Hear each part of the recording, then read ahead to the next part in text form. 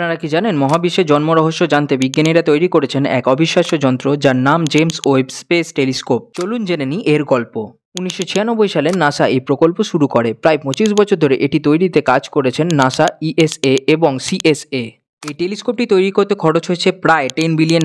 এটি তৈরি হয়েছে যুক্তরাষ্ট্রের মেরিল্যান্ডে গডার্ড স্পেস ফ্লাইট সেন্টারে। 2021 সালে 25শে ডিসেম্বর মহাকাশে পাঠানো হয় জেমস ওয়েব স্পেস টেলিস্কোপকে।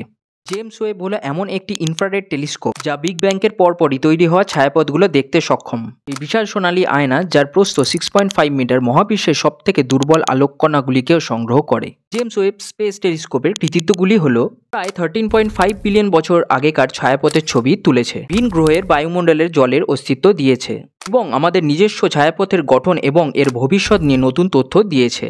জেমস ওয়েব স্পেস টেলিস্কোপ আমাদের মহাবিশ্বের ইতিহাস জানাচ্ছে। এটি এমন একটি জ্ঞান ভাণ্ডার যা আমাদের বুঝতে সাহায্য করছে আমরা কোথা থেকে এসেছি।